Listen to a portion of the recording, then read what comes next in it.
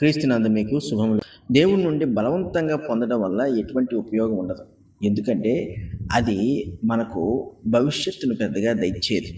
మనం బలవంతంగా నడవటం అంటే మనం ఆయన విసిగించి, మనము చిరాకు పడి, సణిగి ఆయన నుండి పొందాలనుకోవడము, లేకపోతే దేవుడు మనకి ఇచ్చినా కూడా లేనట్లుగా ఇంకా ఉండాలి, కావాలి అని దురాశపడ్డము, ఇంకా ఎక్కువగా దేవుని నుండి దేవుని నామంలో మనం పొందాలని ఆశపడ్డము, ఇవన్నీ కూడా దేవుని నుండి బలవంతంగా పొందాలని కోరుకునే విధానాలే. అంటే సణుగుతూ విసుగుచూ దేవుణ్ణి బాధ పెట్టుచు పొందాలనుకునే విధానాలే. వాటి వల్ల ఎటువంటి గొప్ప ప్రయోజనం ఉండదు. ఎందుకంటే భవిష్యత్తులో కూడా పెద్ద మేలు ఏమీ జరగదు. అవి ఇంకా చెప్పాలంటే మనకు నష్టాన్ని కలుగు చేస్తూ ఉంటాయి, కానీ మేలు కలుగు చేయవు. దేవుడు దయచేస్తాడంటే అడిగినప్పుడు మనం విసిగి అడిగినా కూడా దయచేస్తుంటాడు, కానీ దేవుడు ప్రతివాడిని పరీక్షిస్తూ ఉంటాడు. ఈ విసుగు చెందించడం వల్ల, బలవంతంగా దేవుడి నుంచి పొందటం వల్ల కలిగే నష్టం ఏంటంటే, మనము పొందిన దాన్ని దేవునికి అనుకూలముగా జరిగించలేము. అదే పెద్ద నష్టము. అందులో దేవుని యొక్క సంతోషం ఉండదు. దేవుడు మన పట్ల తృప్తి చెందని సందర్భాల్లో ఇచ్చినవి కాబట్టి అవి మనము దేవునికి అనుకూలంగా జరిగించలేని పరిస్థితుల్లో జరిగిస్తూ ఉంటాం. ముఖ్యంగా అవి ఎందుకు మనకి పరిపూర్ణంగా పనిచేయవంటే, అటువంటి సణుగుచు విసుకొనుచు లేకపోతే బలవంతంగా దేవుడి నుంచి పొందాలనుకోవడంలో ఎప్పుడూ కూడా అపవాది యొక్క తత్వం ఉంటుంది. అంటే పాపము యొక్క మూలాలు ఉంటాయి అందులో. అవి పూర్తిగా మనలోంచి పోలేదు కాబట్టే మనం దేవుణ్ణి ఇబ్బంది పెట్టి పొందాలనుకుంటున్నాం. చాలాసార్లు ఇలాగా ప్రజలు చేస్తూ ఉంటారు. రాశులు కలిగినప్పుడు దేవుని చిత్తానికి విడిచిపెట్టకుండా దేవుణ్ణి ఆ విషయాల్లో బలవంతం చేస్తుంటారు. అప్పుడు దేవుడు కనికరము చొప్పున దయచేస్తాడు, కానీ ఆయనకు తెలిసే దయచేస్తాడు. రాబోయే దినాల్లో వాటిని బట్టి మనం పడిపోతామనే సంగతి తెలిసే దయచేస్తాడు.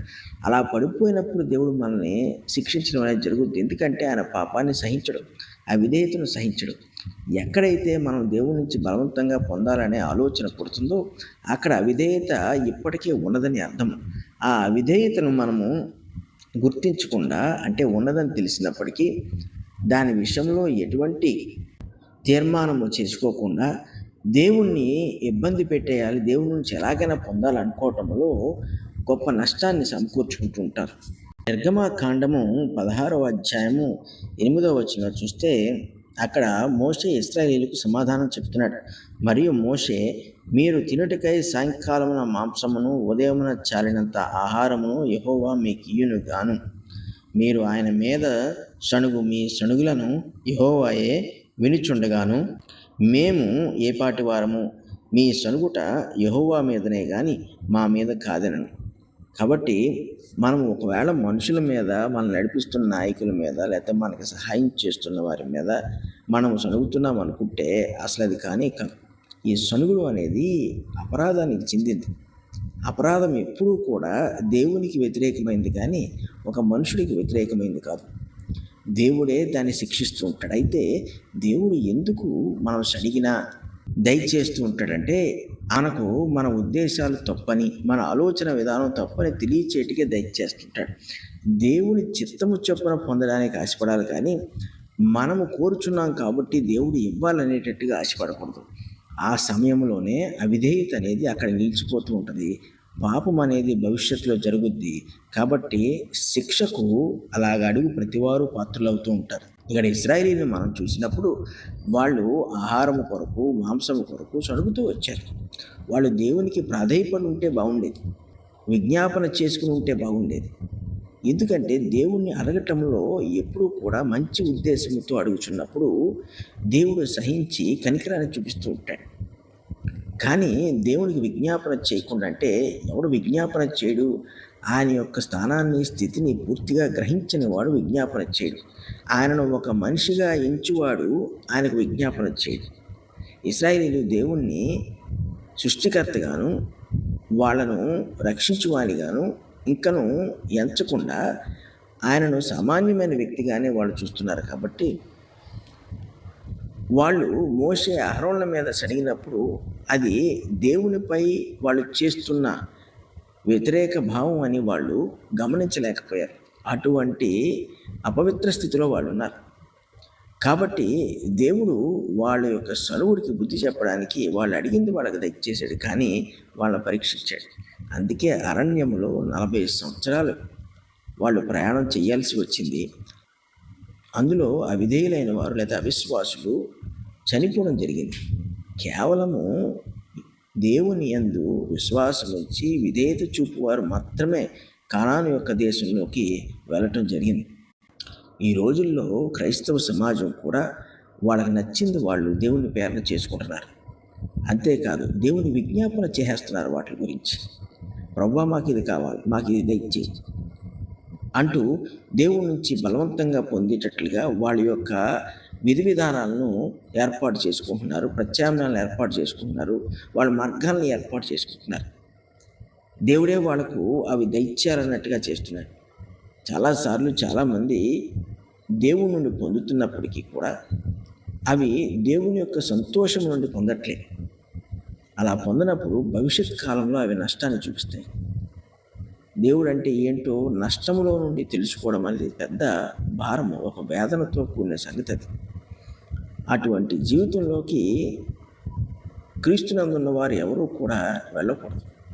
చాలాసార్లు సేవకులు, నాయకులు వాళ్ళకి ఎంత ఉన్నా కూడా ఇంకా లేదనే అంటుంటారు, ఇంకా కావాలనే అంటుంటారు.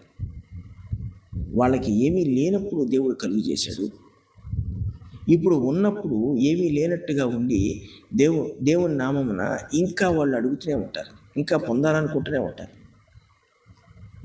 ఇలా చేస్తున్నప్పుడు దేవుని నామమును బలవంతంగా మనం ఉపయోగించుకుంటున్నాం, మనం సడుగుతున్నాం, మనం విసుక్కుంటున్నాం.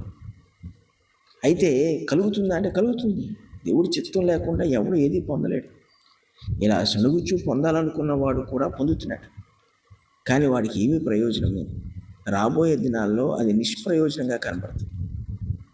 అది వాడికి సంతోషాన్ని, సమాధానాన్ని ఇవ్వదు. దేవుని వాళ్ళకు కలుగు నెమ్మది వాడి జీవితంలో రాదు. వాడు ఆయాసకరముగా జీవించాల్సి వస్తుంది. ఆ సమయాల్లో వాడు మళ్ళీ ప్రార్థన చేసినప్పుడు, విజ్ఞాపన చేసినప్పుడు, లేకపోతే మళ్ళీ సొడుక్కున్నప్పుడు దేవుడు ఆయన అభయహస్తాన్ని ఆ వ్యక్తికి ఇవ్వడం. కాబట్టి మనము దేవుని విషయంలో ఎప్పుడూ కూడా ఒక మనుషులతో వ్యవహరించినట్టు వ్యవహరించకూడదు. ఒక మోషేతో అహరోనుతో వాళ్ళు సనిగినట్లుగా మనం సడకూడదు. మనము దేవుణ్ణి మన సృష్టికర్తగా, రక్షకునిగా, ఆయన యొక్క పూర్తి తత్వమును ఎరిగిన వారముగా ఆయనకు విజ్ఞాపన మట్టుకు మనం చేసుకోవాలి. అలా విజ్ఞాపన ద్వారా పొందినవన్నీ కూడా శాశ్వతంగా దేవుడు మనతో ఉంచుతాడు, మన జీవితాల్లో ఉంచుతాడు. వాటిని దేవుడు కాపాడుతాడు, వాటికి ఇంకనూ ఆశీర్వాదాన్ని జోడిస్తాడు. దేవుడు మేలైన వాటిని జోడిస్తాడు, అనుభవ జ్ఞానాన్ని దయచేస్తాడు.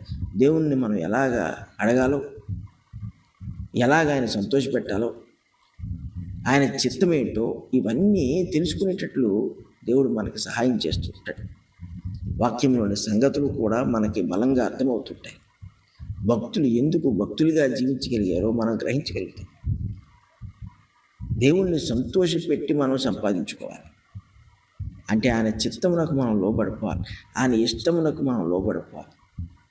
మనకి లేదు అంటే దేవుడు చేయట్లేదని కాదు. ఎవడైతే లేనప్పుడు దేవుడు చేయట్లేదని అనుకుంటాడో వాడు సణుగుతాడు, వాడిని దేవుడి నుండి బలవంతంగా పొందాలనుకుంటాడు. కానీ మనకు లేదు అన్నప్పుడు దేవుడు చేయటానికి సిద్ధంగా ఉన్నాడని అర్థం. అందుకు మనము పరిస్థితిని పరిగణలో తీసుకుని దాన్ని అర్థం చేసుకుని ఆయనకు విజ్ఞాపన చేసినాం, మన పరిస్థితిని ఆయనకు తెలియజేసుకున్నాం, దేవుడు మనకి దయచేస్తుంటాడు. అంతేకాదు అసలు మన జీవితాల్లో ఆయనకు కావలసినవి ఉంటాయి. వాటి విషయంలో మనం విజ్ఞాపన చేయవారముగా ఆయన మనలను తీర్చిదిద్దుకుంటాడు. ఈ అనుభవం గొప్పది. ఆ విశ్వాసం యొక్క స్థాయి చాలా ఉన్నతమైనది.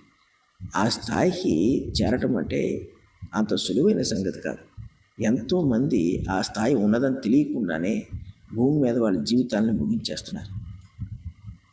అయితే ఇటువంటి దేవుణ్ణి మనం కలిగి ఉన్నందుకు మనం అందరం కూడా ఎంతో సంతోషించాలి, ఎంతో తృప్తి చెందాలి ప్రతి విషయంలోనూ. అందుకే పౌలు అన్నాడు, కలవరపడకుండా కృతజ్ఞతాస్తుతులతో ఆయనకు విజ్ఞాపన చేయండి అన్నాడు. పరిశుద్ధులకు తండ్రి, కృపల దేవ, నాయన మిమ్మల్ని మేము శోధించేవారుగా కాకుండా నిన్ను ప్రేమించి మనస్ఫూర్తిగా అర్థం చేసుకుని మీ చిత్తములు మా ఎడల ఎలాగున్నావో మేము అర్థం చేసుకుని వాటి ప్రకారంగా మీకు విజ్ఞాపన చేయొచ్చు. మీ నుండి పొందవలసినవన్నీ మేము పొందొచ్చు. మా కొరకు ఏర్పాటు చేసిన వాటన్నిటిని పొందొచ్చు. మా జీవితమును భూమి మీద సంపూర్ణముగా మేము జీవించి ముగించుకోవడానికి సహాయం చేయండి నాయన. అవిధేయతకు మరి అవిశ్వాసములకు దూరంగా ఉన్నట్లు మమ్మల్ని కాచి కాపాడు. యేసు నామములో అడుగుచున్నాం తండ్రి, ఆమేన్.